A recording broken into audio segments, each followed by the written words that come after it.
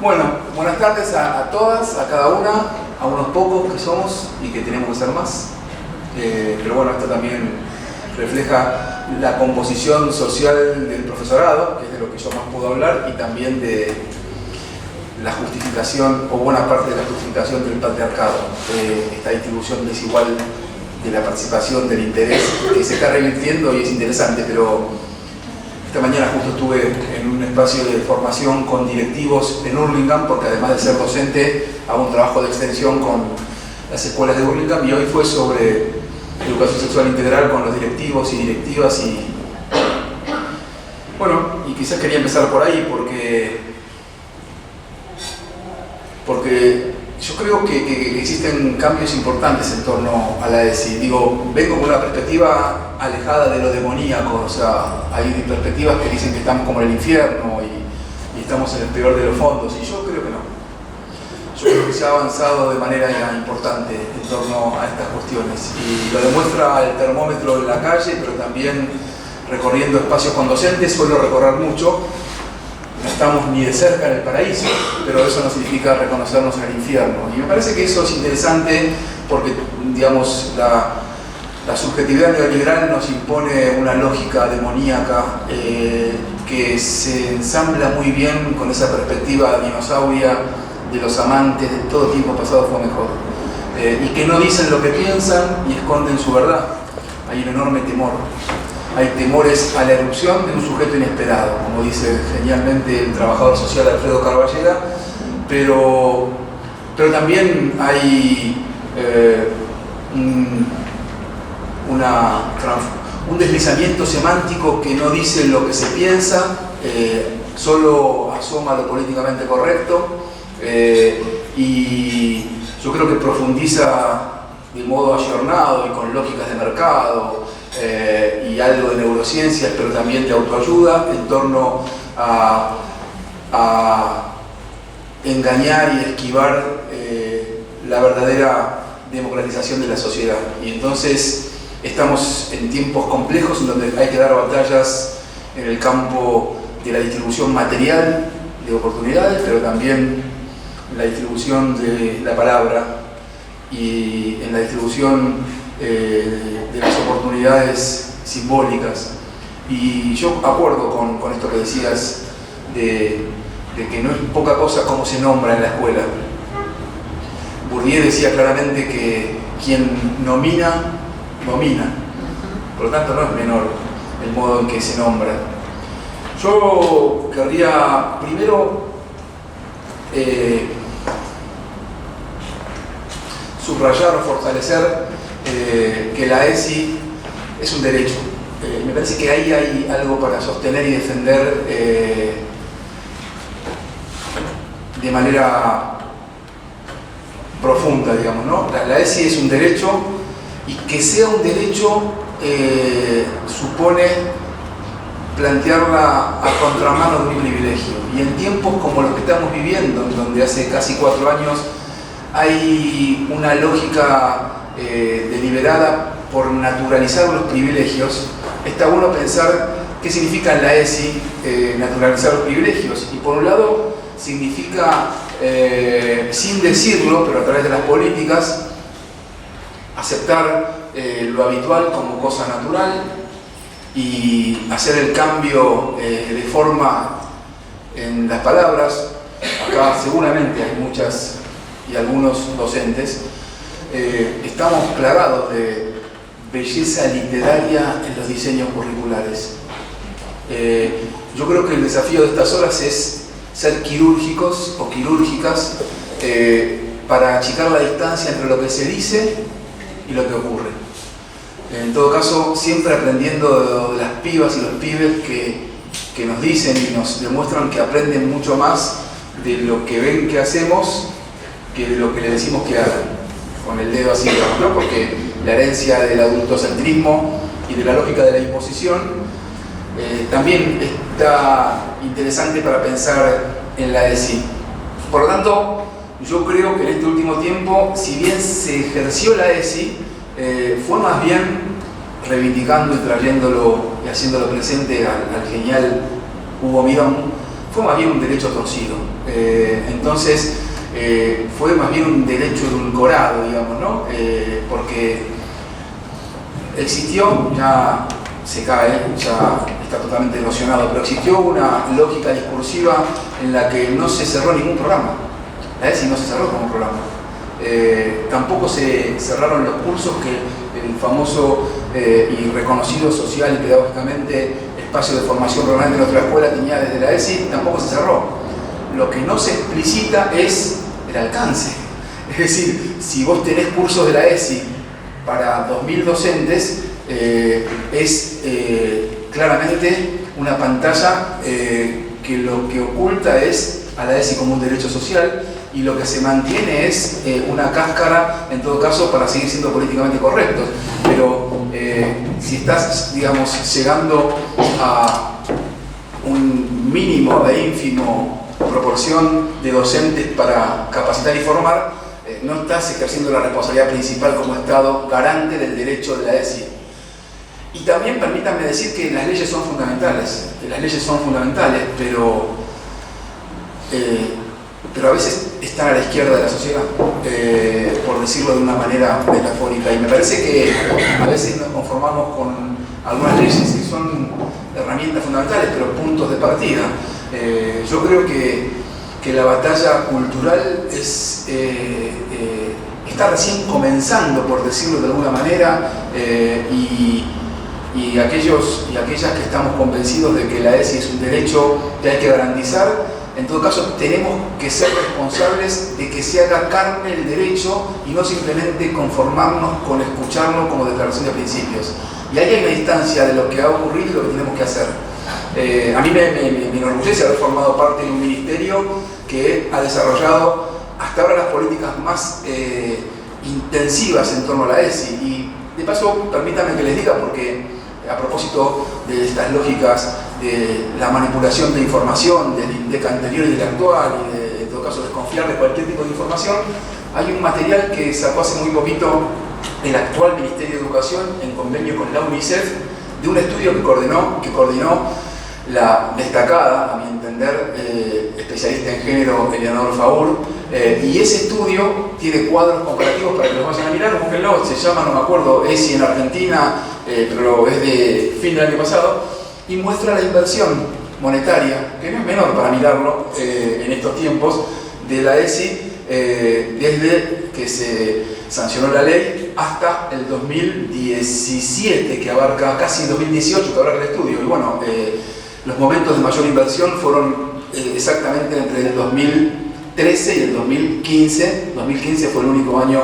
que se cumplió, según ley de financiamiento, los 6.2 del PBI corresponde a educación. Que no es menor tampoco hablar de estas cuestiones, porque la ESI requiere volumen de inversión y no volumen de declaraciones, porque hoy todo el mundo hace esto en Facebook cuando es ni una menos. Pero vuelvo a entendernos de que me parece que hay que en todo caso codificar cuáles son las concretas políticas educativas, cuánto se invierte y fundamentalmente qué respuesta se le da a aquello que mayor demanda tiene en las pibas y en los pibes de la secundaria, incluso en las propias operaciones de exámenes estandarizados que promueve el actual gobierno hasta ahora anualmente, y ahora por falta de recursos, no de intención, va a ser cada 2 años.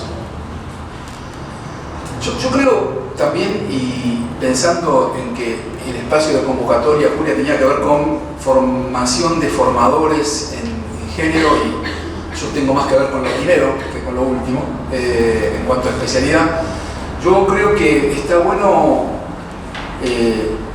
la exigencia de deconstruirnos, especialmente nosotros, pero también hay que deconstruir la inclusión educativa que vivimos como país. No importa si tenés 30, 22 o 63, somos herederos de una lógica de la imposición. Y somos herederos de una inclusión que ha sido centralmente excluyente. Y me parece que no es menor esa operación, que no es solo discursiva, es ideológica. Al final, nuestro exitismo nos impide, nuestro exitismo como una característica muy propia, no quiero esencializar, pero de esta desesperación por los ídolos, y pienso en Messi, qué sé yo, la verdad es que nos deshumaniza intentando a veces llegar a la gloria con ciertos récords que anulan e impiden analizar ciertas cuestiones. Nosotros como país brillamos en las estadísticas a fines del siglo pasado porque cubrimos, todas las familias en este país llegaron a cumplir la educación primaria. A partir de la 1420, 1884, casi 60, 70 años. Y eso es algo que nos ha permitido brillar y muchos se llenan la boca. Pero el asesinato que no se investigó, o el crimen que queda por investigar, no es la gloria de a cuánto llegaste, sino la manera en que se realizó esa inclusión. Y de eso se habla poco. Y eso tiene que ver para mí con el ADN de lo que estamos hechos y cuando nos pensamos como formadoras o formadores. Porque independientemente de que uno porte una ideología, uno a veces reproduce la lógica de la imposición. Y yo quiero también ahí ser claro con algunas perspectivas, porque tampoco sirve imponer aquello que yo sostengo que es la verdad, o en todo caso lo ideológicamente deseable. Cuando uno es formador, y este es un espacio pensado de ese modo, tiene que pensar no solamente en el contenido de la formación, sino en el sujeto que se está formando. Y no tiene que pensar en la imposición o en la lógica discursiva de lo que plantea, sino en los modos de apropiación, que nunca van a ser iguales a aquello que yo entregué. Dicho de otra manera, para romper con ciertas profecías que a veces nos interpelan, nunca el que aprende hace, digamos, lo que quiere el docente que le enseñó. En todo caso, el que aprende hace con lo que se le enseña lo que quiere. Y también en este campo del conocimiento. Y me parece que eso es un dato importante para tener en cuenta, porque si no a veces nos resbalamos en cierta omnipotencia progresista, que anula la capacidad de escuchar aquello que interrumpe la veracidad de lo que sostengo. La verdad es que creo que hay que estar dispuestos a, en un área como la ESI, estar advertidos y dispuestos a la irrupción siempre del inesperado.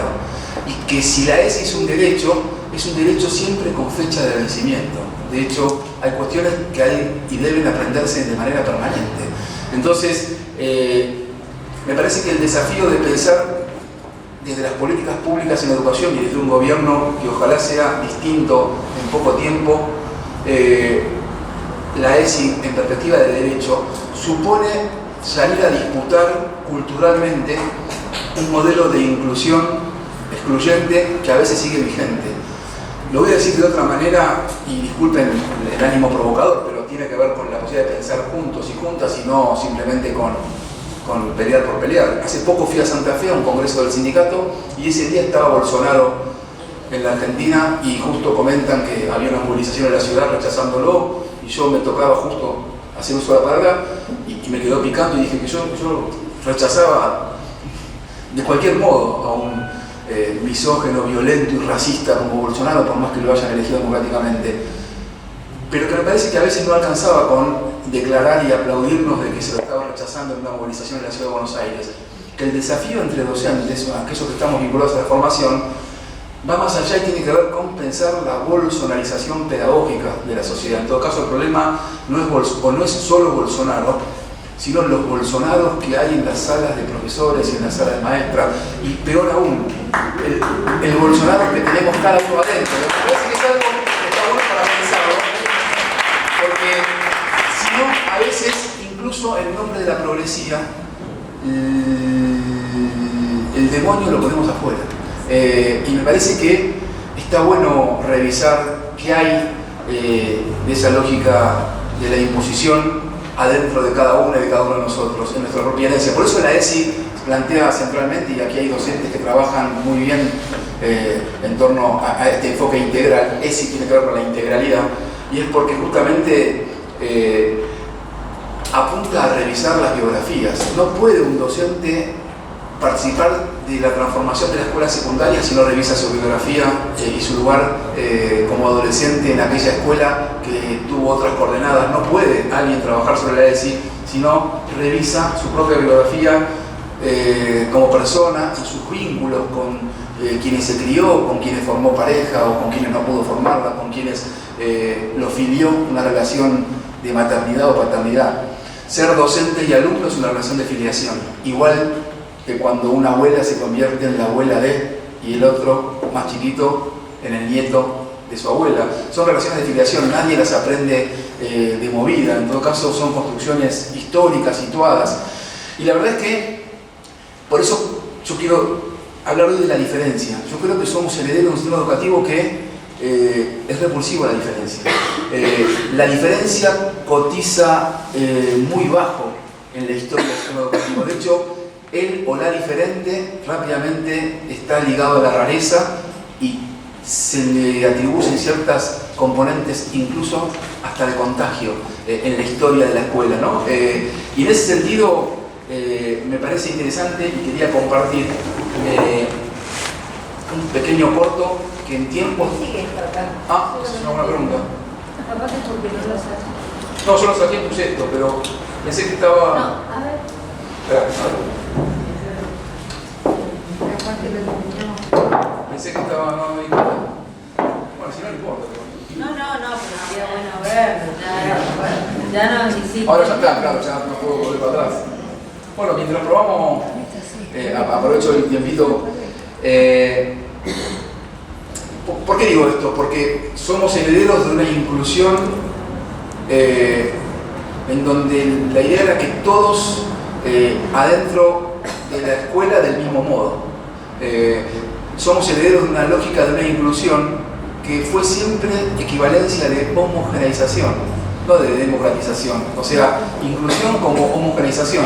Todos adentro del mismo modo y acomodo de lugar. Y en la puerta de la escuela había que dejar, y esto lo hemos estudiado y lo sabemos, había que dejar nuestras creencias, nuestras culturas familiares, el cocoliche con el que se hablaba, las maneras de estar, de sentir, de vestirnos, hasta las canciones de cuna, ni hablar la propia sexualidad. Y había que vestirse con el guardapolvo blanco, una fuerte ilusión de igualdad, o ficción de igualdad, cantar Aurora, nunca supe exactamente lo que yo estaba diciendo, pero siempre la reproduje de manera que como cada uno de ustedes. Y entonces, si la inclusión fue homogeneización, la diferencia quedó congelada como deficiencia, incluso como anormalidad, y fundamentalmente como amenaza. Gracias, ahora probamos ahí. Y vamos a ver esto. Capaz lo conocen. Tenemos sonido, vamos a ver. Ahora. Si no, vamos a ver.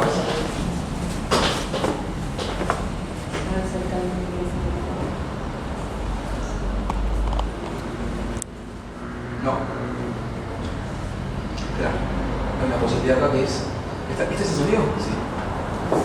Entonces puede ser, mira, puede ser acá, pero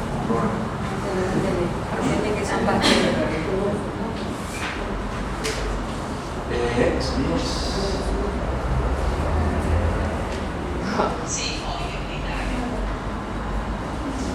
No sé, che.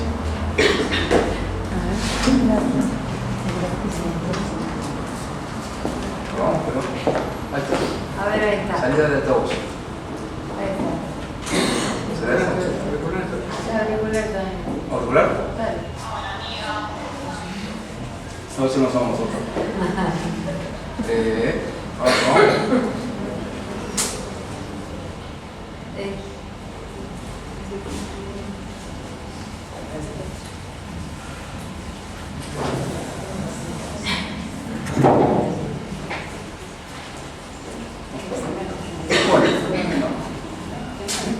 ¿Sí? Ya no tiene más para hablar. Bueno, me parecía que estaba bueno en este espacio, que es un espacio de formación de formadoras y formadores, poder ofrecer no solamente algunas ideas, sino un video, digamos, ¿no? Para quien quiera hacer con el video lo que quiera, igual que hace cualquier alumno con un docente y cualquier formando con un formador, o sea, que lo tengan a disposición. Me parece que era interesante porque es un viaje en taxi que dura nada más que un minuto, por el barrio de Chacarita. Hace mucho tiempo lo hicieron un grupo de estudiantes de cine, capaz lo conocen. Si no llegamos a verlo, Google, más sí me tiro. Sí, pero no es el sonido, no, el video, claro, es el sonido. Y está bueno porque es un minuto y un par de segundos y como justamente... Bien, se llama Más sí me tiro, y lo podemos ver. Así que si enganchamos sonido lo vemos en un toque. Bueno, ¿cuánto tiempo? ¿Cómo estamos de tiempo? No sé cuánto tengo. ¿Vos decís? 5 minutos. 5 minutos más. Bueno. Si querés. Sí, yo quiero más, pero bueno, no tengo más tiempo. Ahí está. A ver. Un poquito más. Listo. Bueno, entonces, sí, es este, que se llama cortometraje más metido. Está bien, ¿viste?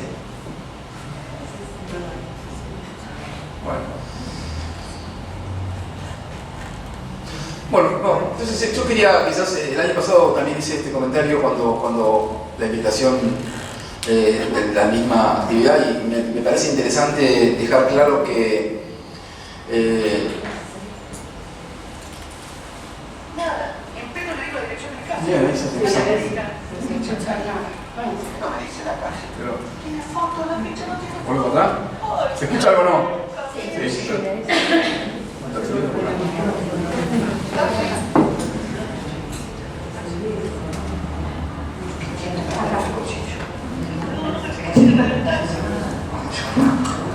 ¿Por qué arrancó si yo no le dije nada? Y en pleno le digo la dirección de mi casa. A Chacarita. A Chacarita. ¿Por qué no me dice la calle? ¿Tiene foto? ¿La ficha no tiene foto? ¡Ay, Carmen! Sigue con la mano en el bolsillo. Eso me presta la calefacción. Que se cague de calor. Pero si me está lloviendo, ¿por qué para el inodoro? Esta madre que la parió de auto de mierda. ¿Qué está haciendo? ¿Qué está haciendo? ¡Me quiere ahogar! ¡Me quiere ahogar! Uy, me cago. ¿Qué lo chupo? Yo me voy para Corrientes. ¿Por qué dobla? ¿A dónde me lleva? No, yo digo que pare, Detenga el auto. ¿Qué pedo? ¡Detenga el auto! ¡No pare! ¡Se volvió loco! ¡No para, se volvió loco! ¡Me mata! ¡Me lleva a la villa! ¡Me mata! ¡Quedó! ¡Así! ¡Me pillo!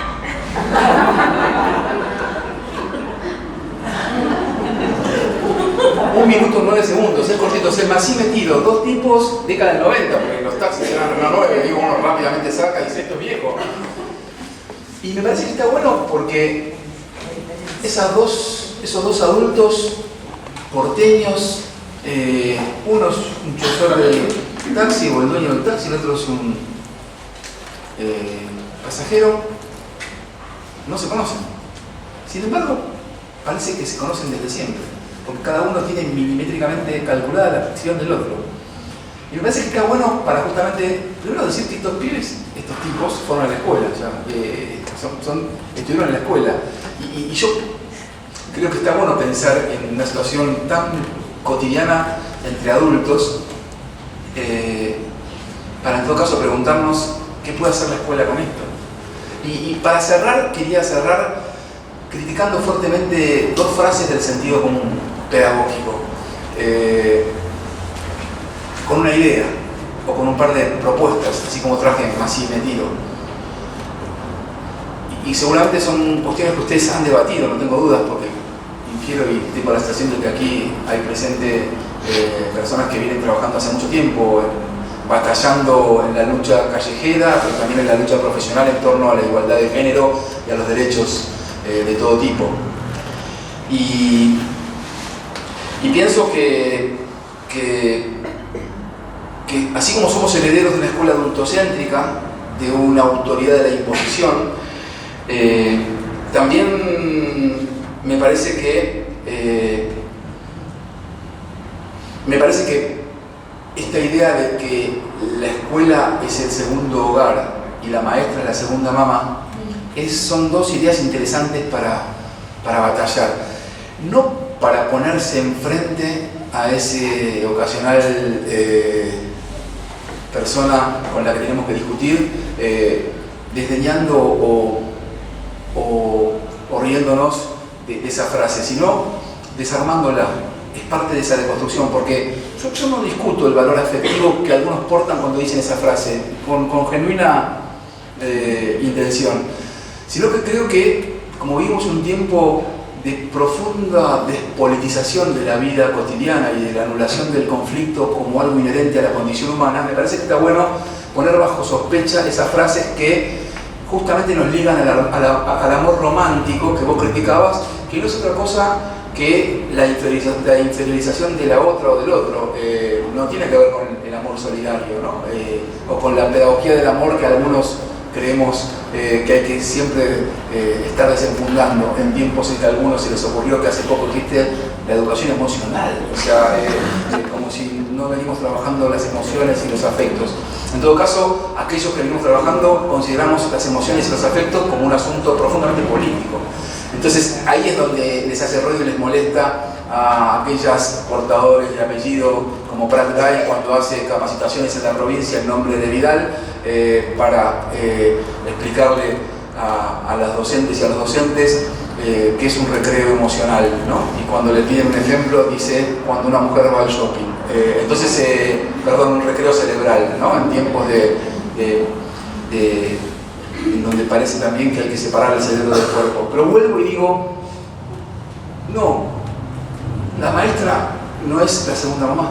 Primero, porque puede haber un maestro, y está bueno que haya maestras y maestros.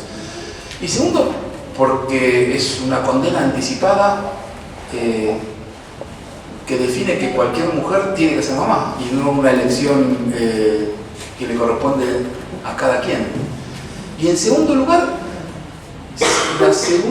si la maestra es la segunda mamá, allí hay una operación profundamente ideológica, porque de alguna manera la docencia sería la continuidad de la maternidad por otros medios, o la docencia no sería otra cosa que la extensión del trabajo doméstico y el cuidado, siempre bajándolo de precio, de los niños en el hogar. Y eso es lo que hay que poder discutir, porque de ese modo se despolitiza la condición docente, que casualmente está ocupada por un 80% de mujeres, no solamente en nuestro país. Entonces, la maestra no es la segunda mamá. La maestra o el maestro es la o el primer adulto por fuera de la familia ante quien un pibe o una piba se constituye como ciudadano. Y eso es otro modo de comprender cómo y dónde estamos parados, o el piso que quiero pisar. Y la escuela no es entonces el segundo hogar, primitivizando las relaciones que deben ser políticas, ¿no? Porque ¿quién no ha vivido la escuela donde hay el líder que le dice deja que yo juego al papá y vos jugás a la mamá, deja que yo reto y vos acariciás? Y en esa lógica profundamente sexista de distribución de los lugares, vamos enseñándole no solamente a los pibes y a las pibas, sino a los docentes cómo se gobierna y las lógicas que sostienen el patriarcado con progresividad curricular. Entonces, me parece que ahí hay cuestiones para desarmar y termino con un ejemplo que se me ocurrió y me parece que puede estar bueno en un espacio de formación de formadores. El primero es convidarles con lo que hicimos en el Ministerio, que fue una política pública que se llama Archivo Fílmico Pedagógico, para que lo googleen, porque es un archivo de 42 películas argentinas, latinoamericanas y del mundo, que hemos elegido junto con un grupo muy grande de profesionales y docentes. Es un archivo fílmico que se llama Jóvenes y Escuelas, y lo googlean, lo van a encontrar. Y todas las escuelas secundarias estatales argentinas, todas, por suerte, y recorro mucho el país, en muchos rincones, la tienen. Y los 1.350 institutos superiores de formación docente, ya sea públicos o privados, también, porque aunque sean públicos y privados, se forman docentes para enseñar en la escuela. Y está bueno que sepan que disponen de esas películas, todas son películas que circulan en el mercado. Lo bueno es que son películas poco pochocleras, por decirlo de alguna manera, y son películas que en general que duran poco en los cines, por lo tanto está bueno recuperarlas para trabajarlas en las escuelas, en formación con docentes y en espacios como el que tiene previsto este encuentro. Para darles un ejemplo, 7 cajas, una película genial, ¿la vieron? Paraguaya, genial película. Es una película de una persecución en un mercado de Asunción, en donde un pibe embelesado con la tecnología y haciendo changas entra en una situación de persecución y se transforma en una especie de policial. No les cuento más, está buenísima. Pero increíblemente me ocurrió sugerir y decir, hay un momento de la persecución que este pibe está con una piba y bueno, están transitando una relación afectiva singular. No podría ponerle el nombre porque, a ver, mi hija en general me enseña y me cuestiona mucho. Generacionalmente esto de ponerle el nombre a la relación, entonces es una relación, ¿no? Y me corta el rostro y uno después se queda pendiente. Entonces, eso, tenían una relación. Y en un momento de la persecución, él está como nervioso y ella no sé qué le dice, se ponen a hablar rápido y él le tira un manotón que pasa desapercibido.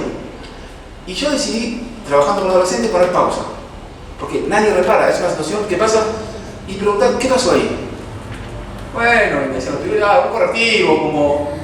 Y me parece que está bueno poner pausa porque, digamos, justamente la naturalización tiene que ver con que hay ciertas cuestiones que se tornan tan naturales y habituales que dejan de ser interpeladas. Entonces, ¿qué es un correctivo? O sea, por más que él estuviese nervioso y que tenía que rajar y que ella se puso ansiosa con su pregunta, entonces me parece que es una entrada para trabajar, por ejemplo, el eje de noviazgos violentos, que es un eje que desarrollamos en el segundo cuadernillo de ESI para la secundaria. Todo lo que estoy diciendo, por suerte, sigue estando subido a la web, en los sitios oficiales.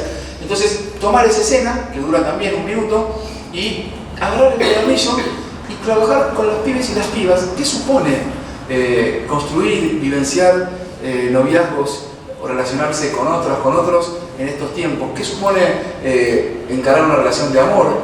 Por más fugaz que sea, ¿qué supone respeto antes que tolerancia? Y entonces me parece que ahí hay una propuesta para poder pensar. Y lo último se me ocurre en torno al nivel inicial, justamente porque los dinosaurios justamente tienen un temor increíble a que se trabaje la ESI en los pibes y las pibas más chiquitos, porque es como inculcarles una especie de no se me ocurre la metáfora, pero a ver, apología del delito sexual, no sé, a ver, bueno. Y en tiempos de bolsonarización pedagógica, donde hay claramente el país más grande de América Latina, tiene una resolución ministerial que se llama Escuela sin Partido. Está bueno que lo sepan. ¿Saben eso? Está bueno que lo sepan. Se autoriza a los pibes y a las pibas que denuncien a cualquier docente que pronuncia la educación sexual. Y esto es una cacería de brujas que está ocurriendo en Brasil. Y lo otro que también está prohibido, increíblemente, es nombrar a Paulo Freire. O sea, de verdad estoy diciendo, googleenlo, escuelas sin partido.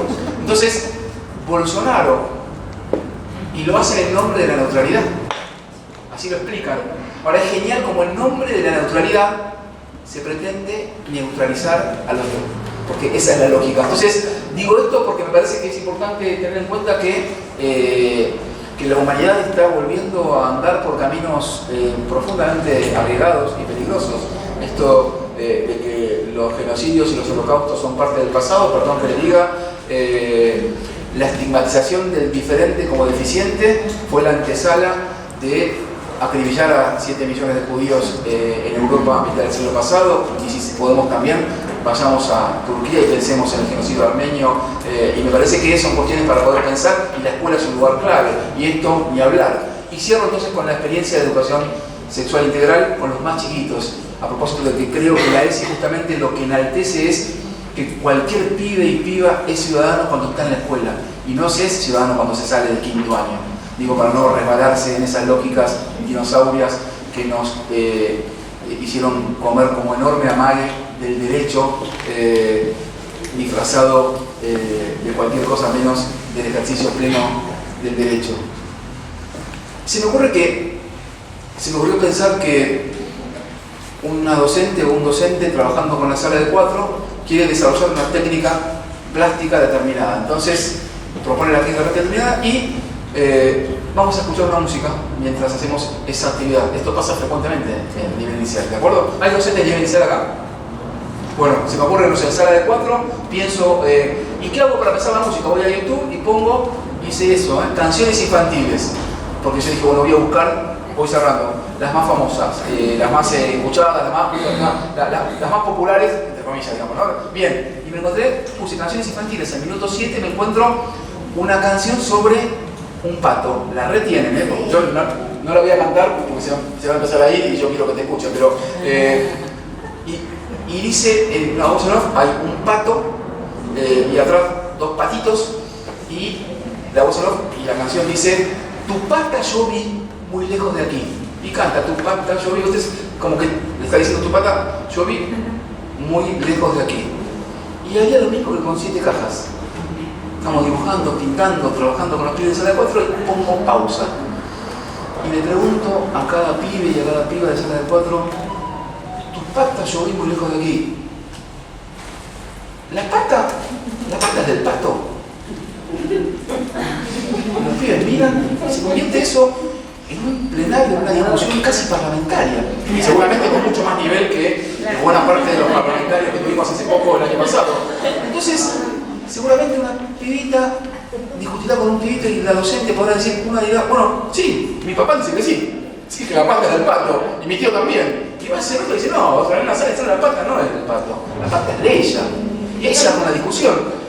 Y digo, qué interesante, en sala de 4 se puede generar una discusión de carácter parlamentario, es ejercer el derecho como nunca, porque si algo hay por debajo de la violencia de género, incluso lo que subyace a lo peor que es el femicidio, es la relación de propiedad. Por lo tanto, discutir si la pata es del pato tiene una envergadura ideológica, pedagógica, incomparable. Entonces digo, traigo este ejemplo porque me parece que está bueno para salir a discutirlo y para ver que en sala de 4 podemos interpelar a cada pibe y a cada piba independientemente de que su mamá o su papá se crean que siguen siendo dueños de este pibe y esta piba, independientemente del no te metas. Hay que trabajar con las familias y también con los pibes, pero nada más saludable que trabajar con esta historia de la pata y el pato. Así que, no, hay mucho más para decir, pero prefiero que sigamos con la...